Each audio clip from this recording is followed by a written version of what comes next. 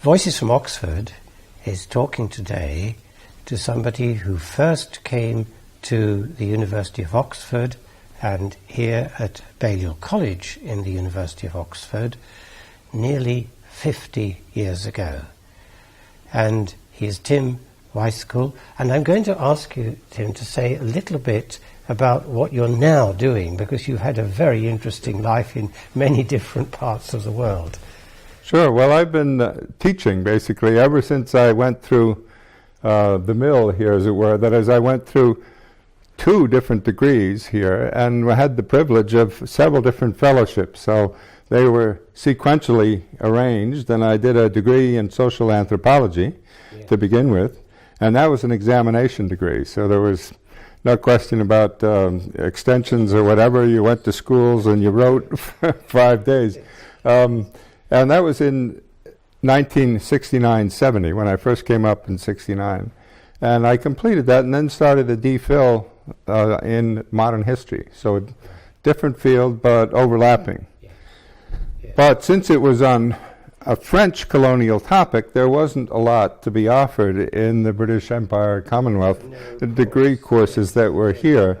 And I was very grateful to both Balliol and to one of the Balliol fellows at the time. A fellow we knew was Bill Williams, who I remember him very well, Warden of Rhodes House. That's right. Yes. And he became known as Sir Edgar Trevor Williams when he was knighted. But at the time, Bill Williams took pity on me and said, listen, you're not going to learn much about French colonialism in the courses in British Empire and Commonwealth. Let's figure out a way so that you can go do your archive work in Paris. And so he was very instrumental in helping me get going. So that's what leads to what you've recently told me is going to be republished about French colonial rule. Right. Actually, in the Côte d'Ivoire, if I understand. Yes. You must have fluent French by now. Well, enough to give lectures in it, but I can't say I get all the jokes or can deliver them with aplomb. In other words, yes, certainly conversational and documentary. A lot of my early publications were, in fact, in French, in the Cahiers d'études africaines in Paris, where I did my work, basically. Right. Well, this has obviously given you a global perspective, hasn't it? And well, at least English and French. I don't speak Portuguese and have no Chinese. In terms of seeing the world from the viewpoint of nations that are very different from America and Britain, for example. Right. Yes, but it's perhaps more of a marginal perspective than a global one. Right. Okay. In the sense that I've been on the edge looking in and the edge looking out, on the edge of things. Yes. And I guess that's actually conditioned by my perspective a lot, not just sort of the subject matter of what I write about, but I've been looking at things from the edge of disciplines as well. Yes. And I'm in fact starting to focus on the edges in a big way in reference to the legacy of colonialism, because one of the big legacies of colonialism, and nobody really focuses on it, is what might be called the marginalization of the human population. What do you mean by that? Well, what I mean is not that we become less important. Right. We're not being marginalized in that sense.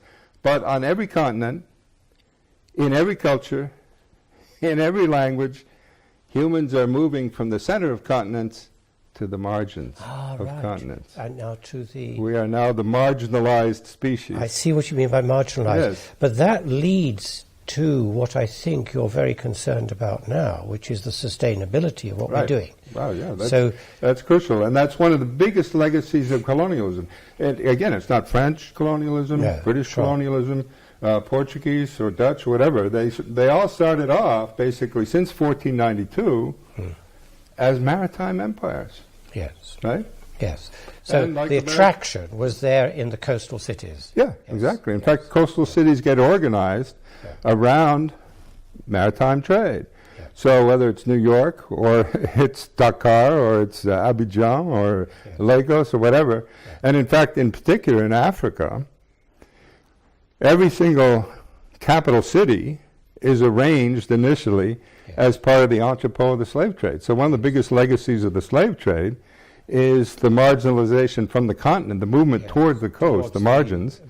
Yes, and in this sense, this is why I've in the current moment, looked at climate change in a big way, because the one universal, again, that humans are going to have to face, whether we like it or not, or what your politics are, nothing related to what you intend, sea level is rising. Exactly. It can't be a recipe for stability when the entire human population is moving to the edge of continents and sea levels rising.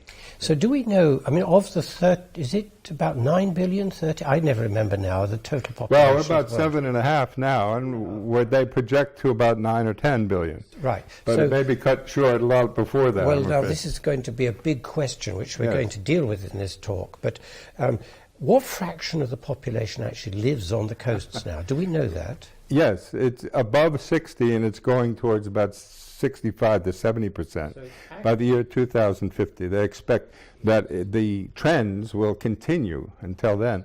They may well be reversed by the kinds of typhoons that have been hitting China, or the hurricanes that have been hitting the Caribbean and the like. In other words, it's not yet clear that we have an organized response to extreme weather events, let alone sea level rise. But we're beginning to experience the phenomena that would suggest we should respond to it, right? But there was a headline in the New York Times yesterday saying, listen, not only has Miami experienced this calamitous hurricane, but the investments have gone up in building downtown real estate. Indeed, yeah.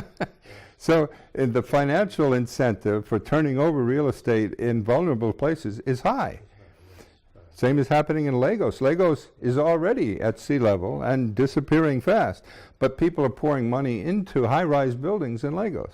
And they're saying, oh, well, we can put the electricals on the second floor. Well, that's fine. But what if the tens of millions of people who are going to be moving around in boats, you know? Yes, indeed, yes.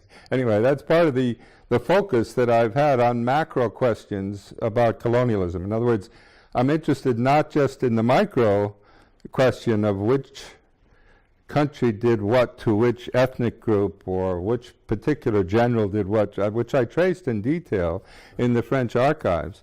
But I'm much more interested in these macro questions, one of which is this marginalization. But beyond that, there's a huge one in terms of the reorganization of energy that happened on the Earth's surface because of colonial rule. If you think of it, the slave trade itself is a massive movement of energy from one part of the world to another part of the world to invest in human labor, right? Human labor is put to work systematically in the growth of plantations for the survival of international trade. Well, once you get invested that amount of energy in an enterprise, you've got a stake in preserving and expanding it. Of course, yes. And so one of the other big legacies of colonialism is that we start to think of energy as something you want in order to economize on expensive human labor. Slaves were expensive. If you could figure out a machine that could do the work of the slave in grinding the sugar and the like, you began to invest in the machine. Indeed. And that's a labor-saving device, quote unquote, because labor was expensive. Well, labor-scarce economies tend to move towards investment in new kinds of machinery. Now, here's the big kicker, the energy transition that occurs in the abolition movement in the early 19th century. Basically, when you're moving from manpower to machines that are run on coal and then on petroleum and now on natural gas, you're going into a substitution, an energy transition from one thing to another, and not paying much attention to the legacy of that. Indeed, yes. Right? Well, the third big thing out of that was one we're saddled with, again, independent of country, culture, language. We're saddled with the logic of plantation agriculture. And what I mean by that is simply this. Each year on a plantation, you measured your progress not only by the machines you could introduce, but also by the number of tons of agricultural surplus you could produce. Yeah. Right? So the logic of growth is built in there as a determinant from the outset. In fact, you were quickly regarded as a failure if you didn't grow from year to year to year and be able to promise that to people who were investing in your operation. So every single culture, every single country now is wedded to the idea of growth economics. Now, that leads me to the question, Tim. Growth economics, as you say, is embedded. Right. And we tend to regret when our economy actually declines. That's right. We compare our economy with what other countries are doing. There's a kind of race to the top in terms of growth. Now, you're saying, I think, that is going to be disastrous, yes. right? Yeah. Let's be frank about it. No, it is. Well, this isn't my private idea. Ecologists have been pointing out for more than 100 years that anybody who believes in continuous growth in physical terms on a finite planet is either mad or an economist. I hate to raise this question. Do you include Mr. T in that? Oh, yes. I don't know that we have to worry too much about Mr. T thinking. I don't think that's the appropriate. Okay. That's not the appropriate category. But yeah, I mean, he's so wedded to the notion of growth that he thinks it's both possible, that it's good, and that it's inevitable. In other words, it's so built in. You can't find, not only in our country, in America, you can't find an elective democracy anywhere on the Earth's surface, no matter language, culture, whatever, that is saying, vote for me. I suggest we go to a no-growth policy. Indeed, yeah. We won't get elected. Yes. Yeah, you so can't. We have a problem with the democracy process here, don't we? Well, with dictators as well. I mean, dictators are competing with one another, saying, listen, you may not like me, but support me because I'm making the economy grow faster than the next stiff, right? Yes. I mean, we are, in effect, committed to the logic of perpetual growth on a finite planet. Guess what? Can't happen, won't happen. Well, indeed, yes. So it leads me to another question, Tim. The Astronomer Royal here, Sir Martin Rees, has predicted that this may be the last century for humans.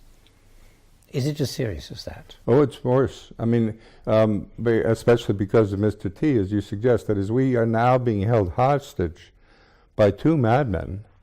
One who lives in North Korea and one who lives in North America. I mean, the northern medmen are really in control of devastating power at this point. And any day that we wake up or get through without a blinding flash somewhere is a plus. But to give it a whole century is probably irrational. In other words, unless we do something very fast, we don't have anywhere near that amount of time. In terms of the dynamics behind either of these individuals or the countries and economies behind them, we have very little more time. In other words, see, our problem is that we tend to look back and forward in linear time, but we're living in exponential time. The world's population has tripled since I was born. I was born in 1946. Around 2.5 billion in 1946. We're about 7.5 billion now. I can sit around and think that my lifetime, which we all do, by the way, we're all chronocentric, as they say. That is, we think that the world is pretty much the way it was since I was born, right? I don't know what happened before. I don't know what's going to happen afterwards. But the world is the way I know it. Well, that chronocentrism is absolutely self-suicidal in terms of the way we're living now, because never before 1946 had the world's population tripled in the time of one human person's lifespan. Indeed, and never again will it triple for a person born today. That you can't go from 7.5 billion, 21 billion people, 22 billion people, it won't happen. And yet we're still thinking in terms, and we just had a sad example of it here in Oxford. There was a 40th anniversary of women Rhodes Scholars. You want to celebrate this. They 40 years now they've been coming here, just since I wrote my dissertation, actually. That's the same year that I wrote my dissertation, the women were admitted for the first time as Rhodes Scholars. I guess the Oxford Dons figured women were here to stay or something like that, so they might as well give them a fellowship. We thought it was a very good idea, actually. It was a fantastic idea. Yes. And who says there's no such thing as progress in institutions? Exactly. I mean, right there we have a demonstration of sort of rational conclusions. But in any case, the women sat around celebrating their 40 years, but most of them took the form of kind of retrospective accounts. Well, 40 years ago I did this, and ever since it's been like that. And they're thinking in linear time, not in exponential time. In 40 years from now, it won't be anything like it was 40 years ago. This drives, I think, the comment by another famous British astronomer come relativity theorist, which is Stephen Hawking, who reacts by saying, well, we're going to colonize other planets. Well, good and, luck. Well, now, we're not just good luck. I mean, look, both you and I know it's not a viable idea. We would never take that journey, would we? It's a sadly misplaced veneration to sometimes haul out people who've done things in a very important and specific field and suggest that they have insights to offer to others. I mean, I think he's been, in many respects, exploited by people around him to say these kinds of things. Maybe not. I mean, they may be sui generis, but I think the people who applaud that are the people who are saying, let's terraform Mars or something like that, you know, things which are absolute non-starters. Well, you and I know, Tim, that to do anything like that would take 2 or 3 billion years, right? You'd have to transport just the right microbes there to conceivably give rise to us or something similar to us, not in the lifetime of any human being, not in the lifetime of thousands of years, but it takes billions of years. No, it's not for, again, we have leadership in our country that believes the Earth is only 6,000 years old. So they think that the world is in a different realm altogether. But anybody who has any sense of the natural sciences doesn't even bother to laugh at such suggestions. They're dismissed sort of immediately. Yes. Let me close this discussion with you, Tim, by asking a rather different question now. How do you see Oxford? You've referred already to the coming of women in men's colleges, the coming of women to the roads, but there are many other changes too. Would you agree that this is not a university that looks back? Well, although it does that too. It does that too, but as an American baseball player became famous for pointing out great philosophic insights, he said at one point, the trouble with looking back is that nostalgia ain't what it used to be. Nostalgia ain't what it used to be. I love it. That's lovely. The whole thing. I mean, you might add, you know, the future ain't what it used to be. That's our problem with looking at what's coming. And it's the difference between linear time and exponential time. The future ain't what it used to be because we're going to be having to face things like sea level rise and climate catastrophe on a scale we've never seen as a human community. So we don't have any precedents for it. Whether Oxford's up to it is going to be a real challenge, it seems to me. I think that there's a great deal of justified admiration among Oxfordians for what they've accomplished. But to the extent that they wish to preserve that against all of what's occurring, and they're not alone in this, by the way, walls are coming in every country that stop immigration or ideas or whatever else. And it's not at all clear to me that the internet is going to be a salvation on this, because if you look at it carefully, as we're beginning to do in the States, things like Facebook are very clearly responsible for the turn in the American election. I mean, the sale of ads to the Russians made it very clear they could hijack the election. Yes, and the other social media, of course, too. Yes. Sure. So, and in a sense, all that electronic media does is accentuate the capacity of whatever human institutions want to use it. And in that respect, it's not at all clear that it's a net benefit. Yes, right. Now, a final question, because I already said I'd ask the final question, but you would see, would you, in one sense, the internet as being a difficulty, but would you agree also that in another sense it's what has enabled a university like this, through a project like you're appearing on at the moment, the Voices from Oxford project, to talk to the world? Sure. Now that must be a good thing, or is it? Well, I hope, but I hope it is in the sense of conveying a sense of self-subordination. In other words, our last best chance as a human species, not just a culture or Balliol College or whatever else, but as a human species, is to recognize that we live in a finite system with an infinite throughput of energy from the sun. In other words, we've got to shift from our culture that's based on the other metaphor, namely we've got infinite resources all over the place, all we've got to do is appropriate them, and finite energy, right? We've got the metaphor 180 degrees around. And we're spending $1 billion a day in America trying to convince the world that there are finite sources of energy, and they happen to be in the Middle East, and that's a geologic mistake, and that's our energy over there, and we're going to get it. You know? That silliness has got to stop. It's raining down it's from all over the place. But the materials are not infinite. So unless we can change that metaphor 180 degrees around in what might be called geologic nanoseconds. Yes, because this is a very short time we've got compared to the 13 billion years of the universe, exactly. Roughly 4.5 billion of the Earth itself. And so on. Right, so we have very little time to do something culturally that biologically, physiologically, culturally we're equipped to do something else with. In other words, we've got an awful lot to overcome with a little weak read of the internet. But we can't do anything else. In other words, we don't give up because the struggle's big, and we've got to use this.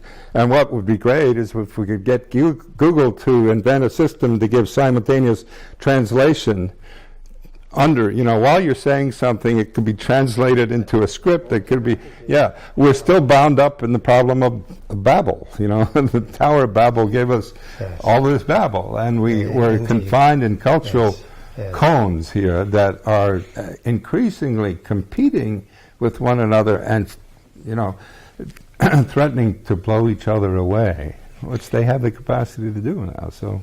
Well, that's we've got to avoid that. Indeed, Tim, that's a suitable phrase on which to end this interview. And thank you so much for talking to Voices from Oxford. Thank you.